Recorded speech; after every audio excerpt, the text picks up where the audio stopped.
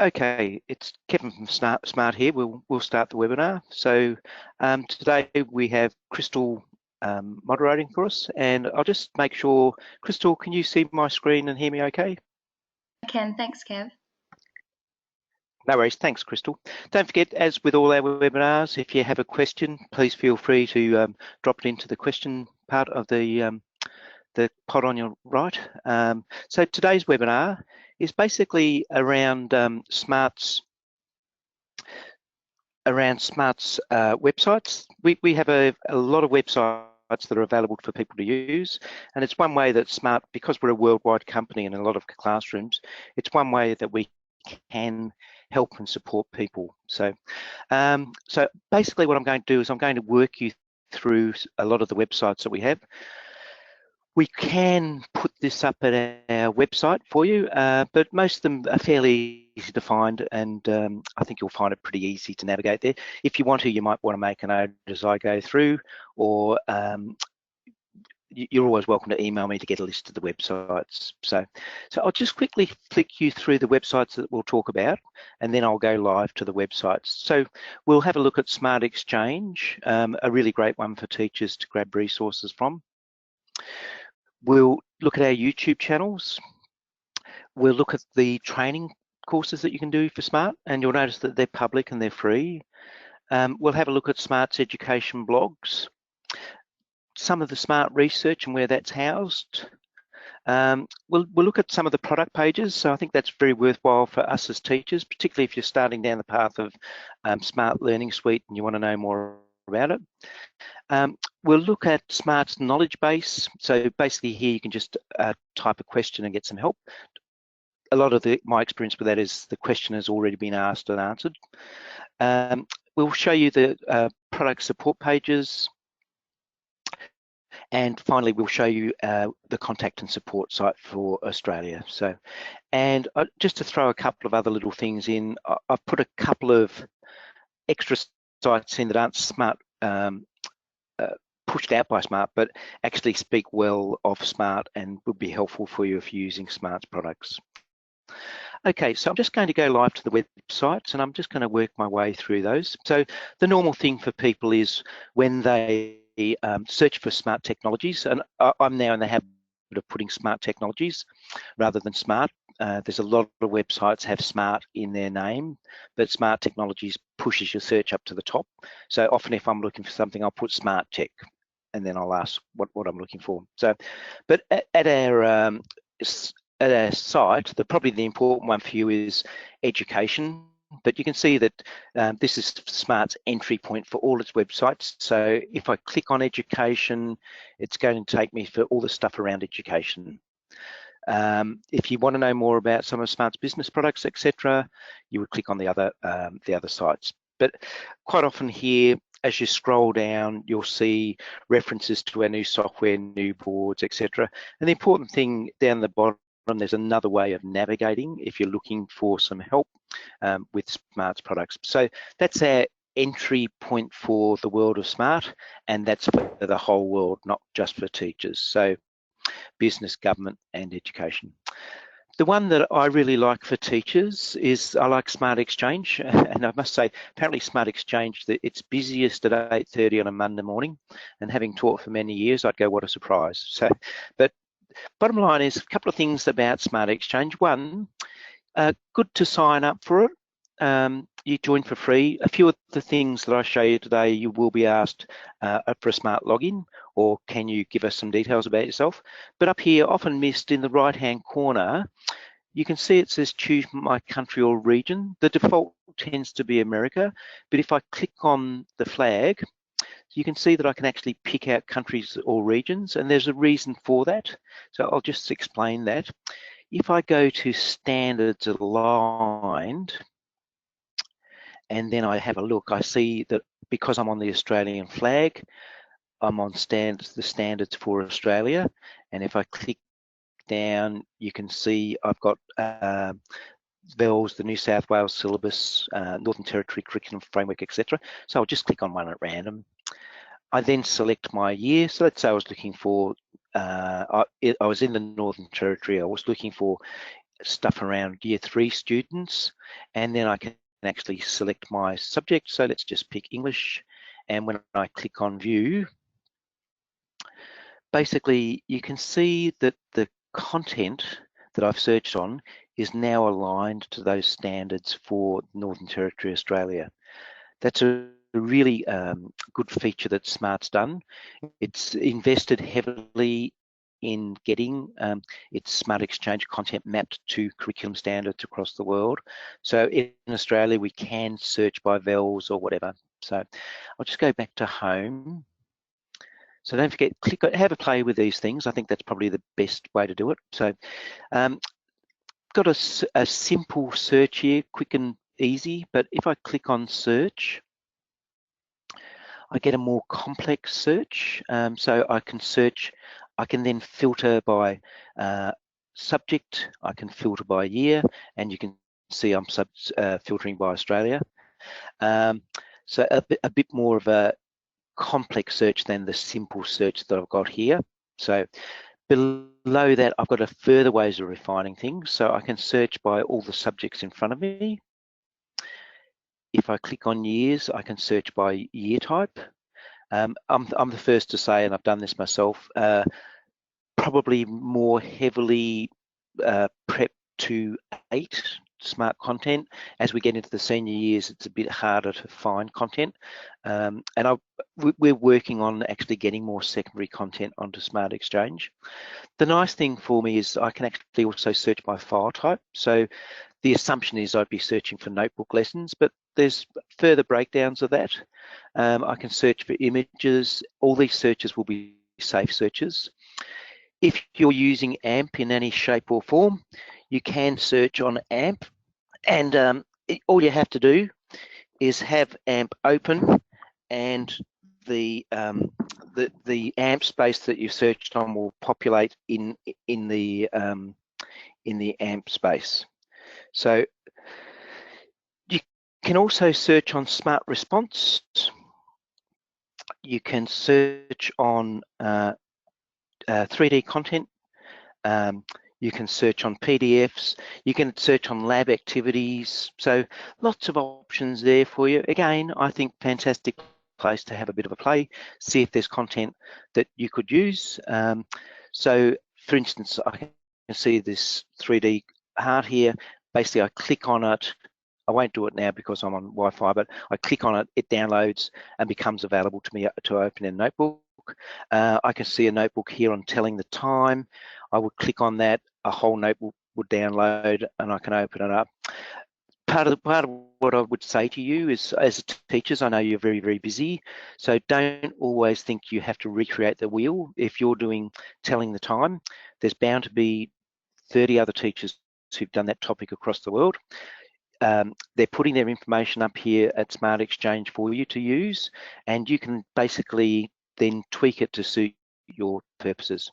You'll notice you can share a resource yourself. So all Smart's content at Smart Exchange is curated. So somebody looks at it and makes sure it's okay to go up and it's quality material. Don't be frightened. I think it's a great thing for teachers to share content. And particularly, we've got a lot of Australian content already at Smart Exchange. There is a community for Smart Exchange, and you'll see some more of that later. And we can go out to our training sites from here as well. So I put Smart Exchange up as the first website because I think it's, as a teacher, it's probably one of the places that I would go to on a weekly basis, if not sometimes a daily basis, just to see if stuff I'm doing on my topic is already up there and already done, and can I tweak it, and rather than to have to spend hours recreating stuff. Okay, the second site I want to show you is our YouTube channels.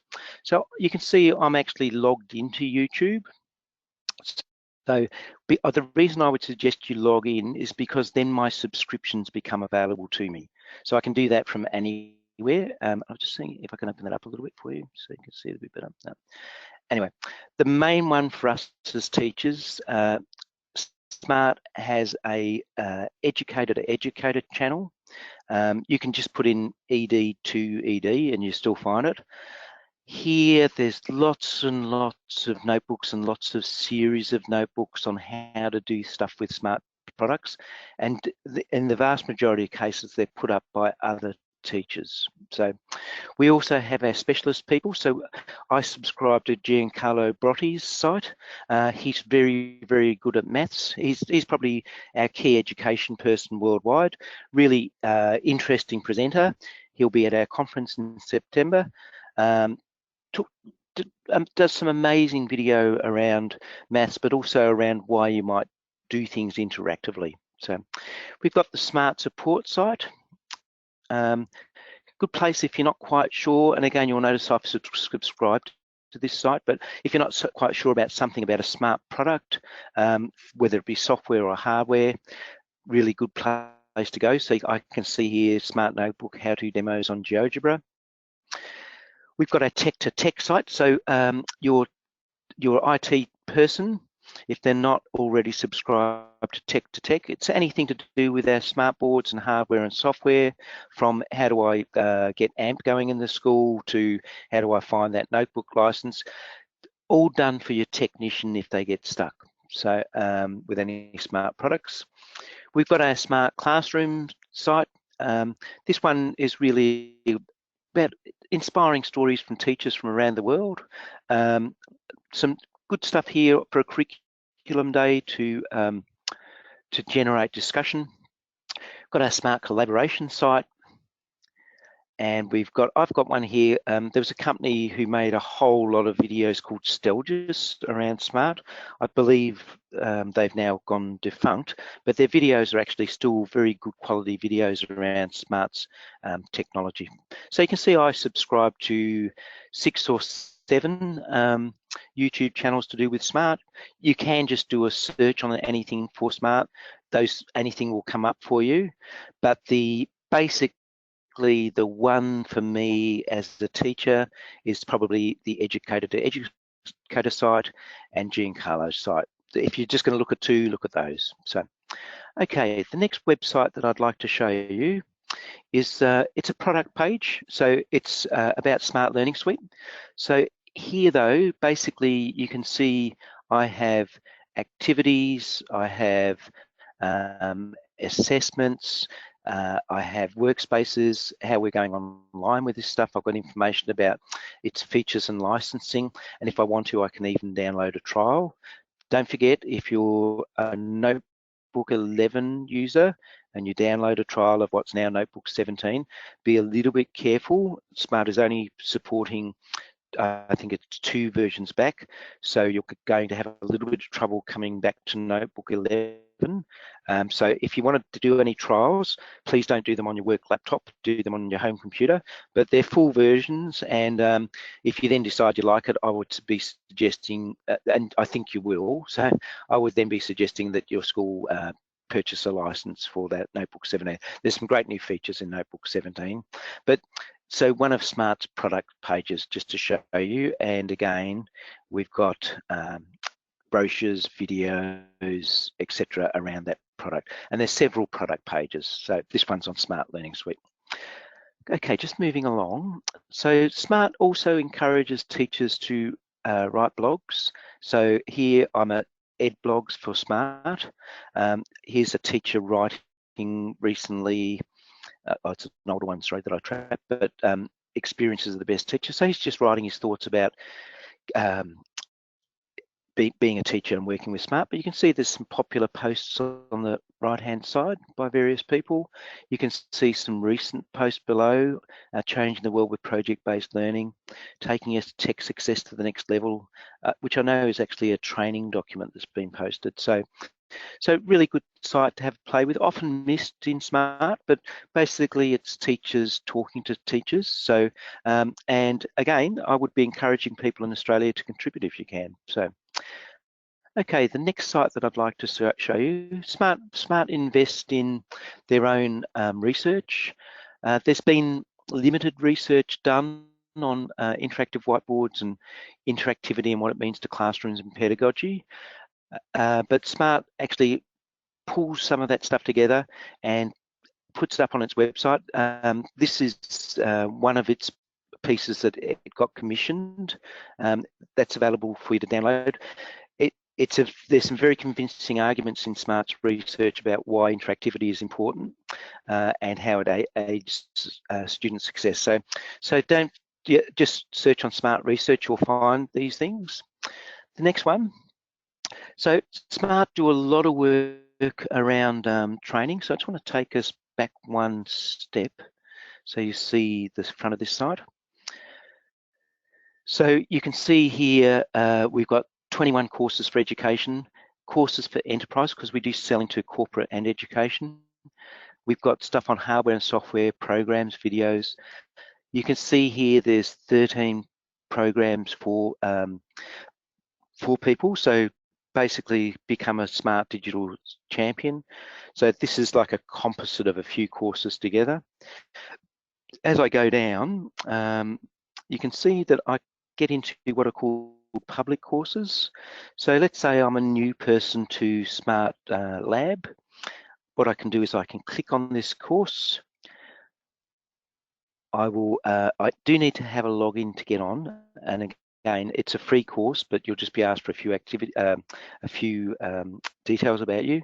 But it tells you what this course does, what's covered in this course: gamification, introduction to lab, knowing the lab interface. The nice thing for you is basically these are just flip through courses with little activities, and a lot of them you can actually at the end of the course print off a certificate to show that you've done it, which is useful in terms of your registration. So lots of Smart invest a lot in training. There's full-time trainers writing this material. They also have trainers around the world, and as well as in Australia, who will come to a school and do training. So, and training centres. We've got a couple of training centres in Australia, but we're trying to get more. But worthwhile to actually get in here, get your hands dirty, do a couple of courses, but make sure you credit them to your, so in Victoria, I call it my VIT registration, but credit to your registration.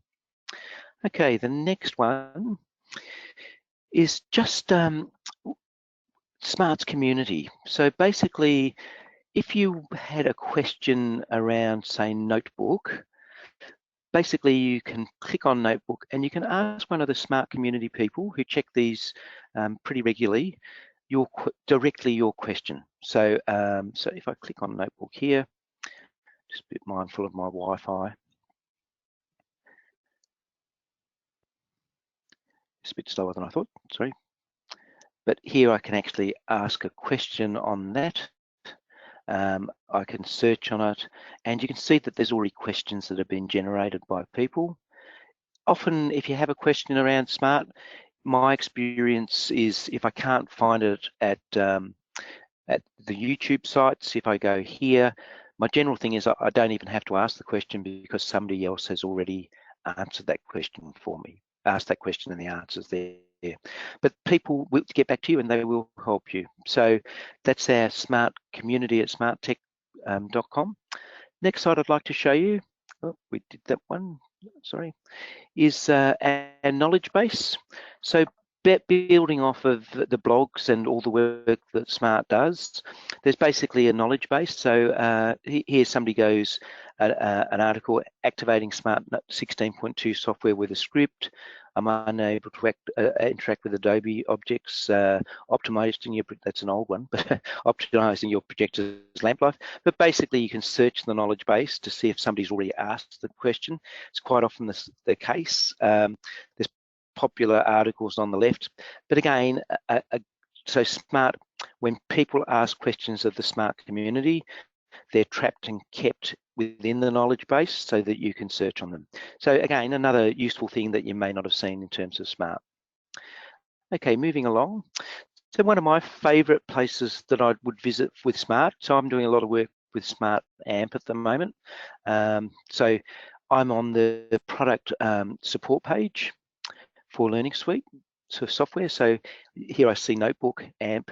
Meeting Pro was some of our corporate software, and then we've got other software like our inking software, but I'm doing a lot of work with AMP in schools. So I click on AMP. I would strongly suggest that if I were to start AMP in a school, I'd probably do one of the training courses, and there is one available on AMP. But here, all the information I need, setting up and configuring AMP, probably more for the tech than you, using AMP, troubleshooting it. So I've just gone out to how to set it up. So how to set it up using my license key, other resources, because it's pointing probably towards somebody who's going to be doing the technical end. Here's the technical training. But you can see there's a lot of information there for you embedded within quite a small space. So if I just click on, say, what's new in AMP, here's a list of all those new features in AMP. So Smart Support is a site that I go to a fair bit when I'm first dealing with something new like AMP. Okay, the next one, again, it's called Smart Support, but basically slightly different. It means Smart Support. So the other one is kind of our product support page. This one is really our support, like I've got an issue and I don't know how to deal with it. So you can see that we have a 1-800 number. We pay to have a desk manned in Calgary. So even though it's 8 o'clock to 5 o'clock here in Australian Eastern Standard Time, we've got somebody in Calgary who's sitting there waiting for you to call. So please don't feel, don't hesitate to ring that number if you have a query. So, and then also you can email your query. It points you back to the knowledge base in case the answer's there already for you. But we do have our product support pages, but we also have our smart support pages as well. I've just added 2 little addendums to this. So quite often when you look for stuff on Smart, you'll find that there's other people doing things with Smart. So this is Mrs. Blossom's learning blog. So just a teacher blog, but you'll notice that down the right-hand side, she has categories, and in her categories, she has the Smart Board, Smart Notebook, and Smart Technologies. So even though she's not working with Smart, she's a teacher who's active with Smart, who runs a blog, and she includes materials about Smart. So don't feel confined to Smart's product pages and help pages and training pages. There's other people out there who are doing stuff with Smart as well. So this actually wasn't too bad a one for ideas for more junior school kids. The other thing I'd alert you to is I quite often go to, and I'm sorry, I did miss a website. I'll just go back to it. I do apologise. I just want to get this website up. I follow a fair few websites that are about e-learning and technology and teaching. So one of my ones that I go to pretty regularly, and I have them, I get their newsletter and I have them ping me if there's new stuff on their website, is Edudemic. Again, it's probably one I would recommend you have a look at.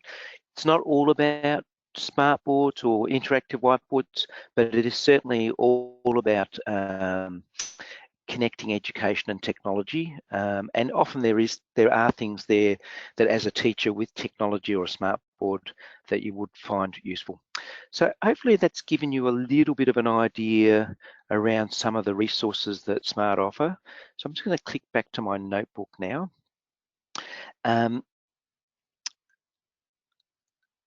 So we were about here, yep. So we do have now our own Smart ANZ website, and the website address is up there, and you'll notice down the right hand corner, if you haven't received something already from us, we're running our Inspire Greatness conference in Sydney at Shaw School on the 26th and 27th of September. That's a free conference for teachers. We've got keynote speakers coming from overseas. We've got really good classroom teacher practitioners. If you haven't received an invite and you think you would be interested in attending, please contact us at our website. As I say, it's a free event for teachers, but we are capping it at 250 teachers. So the invite went out or not that long ago, and I think we're well over the 100 already. So any interest at all, please just use the contact at our website to find out more information about that. Okay, I've gone relatively quickly, which I've still got a few minutes, but we'll just check in with Crystal. Crystal, are you there? I know you were having a little bit of Wi-Fi issues earlier, you said. Kevin, Crystal, are you available? can you hear me okay? Yeah, I can, Chris. Yeah, so obviously the bars have got better on your phone. Quick question here. Are there any other sites you'd recommend? Yeah, I'll probably swamp you here. So I'll just go back. You'll notice I use my bookmarks a lot. So here's all my smart sites that I use. But really here I've got good sites for students, some that you'll know, but the sites that I follow, so I follow things like iwb.org, edublog, and it's probably a little bit scary how many I look at, but I mean, that's part of my role. But there's a lot of really, really good sites out there. If you just search on, even though we're using flat screen panels these days, if you just search on some of the interactive whiteboard blogs, but also I would strongly recommend things like that Edudemic, Code Club. There's a lot of stuff on STEM, as you know, Classroom Technology News. Edutopia is a really good site as well. So, but it probably just do a search on IWB blogs. You'll get a few. If you're interested in STEM and coding, just do a search on STEM and coding. There's some great sites there now with a lot of Australian content. And then if you do a search on something like e-learning and technology in the classroom or e-learning as a teacher, you end up with sites like Edudemic. I know you're very busy, but some of this stuff can be quite useful in terms of getting content and ideas for your lessons. So yeah, so highly recommend those few that I mentioned. So were there any other questions, Crystal, from the audience? I've got one more here. How often are the smart sites updated? Great question. So our smart sites, so let's see, I don't know on a week-to-week or day-to-day basis how often they are. So somebody has to handle, say at Smart Exchange, has to handle content, curate it and put it up. I could find that out for you, but basically a YouTube channel, like all YouTube stuff, everything goes up forever, so there'll be stuff from 210 there, but you can filter by date, so you can look for what's there that's 217 and very current. Anything like our new products, so wherever I was, yeah, so Smart Learning Suite, we're up to Notebook 17, everything, and that's been probably, I'm just trying to think, last couple of months, so everything at the site has been updated around 217. So anytime there's a product update, you're going to find the sites are updated. There will still be legacy stuff, which isn't bad because you might want to know something about Notebook 16.2, or you may still be working with Notebook 11, but all our stuff will be up to date to Notebook 17 at the moment. So, okay, we've got 1 minute left, so I don't know, Crystal, any more questions from the audience at all? Hey, Chris. That there isn't, that's fine. I must have lost. No worries. Okay, so look, I might stop there, and hopefully that's given you food for thought. I'll see if we can get those that list that I put up at the start. So this list here with all the addresses, I'll see if I can get that put up on our website. But if not, you can see you're just searching on Smart's YouTube channel, Smart's training site, Smart blog. If you just put the word Smart or Smart Tech in front, you're going to find it anyway. So hopefully that's useful. Next week's webinar is not me, it's actually Helen Lacey and Sue Beveridge, and it's really to talk people through what our conference is and why you might think about attending and what the content is and who's speaking, etc. So the week after that, I think Gloria, our Smart Exemplary Educator, is representing, and then because it's getting near the end of term, I think that might be our last one. I'll have to double check, but we will be running another series of webinars next term, and I know that I'll be involved in some of those. So thanks again for joining in, and hopefully you got something out of it. I'll stop the webinar there. Okay, thank you, bye.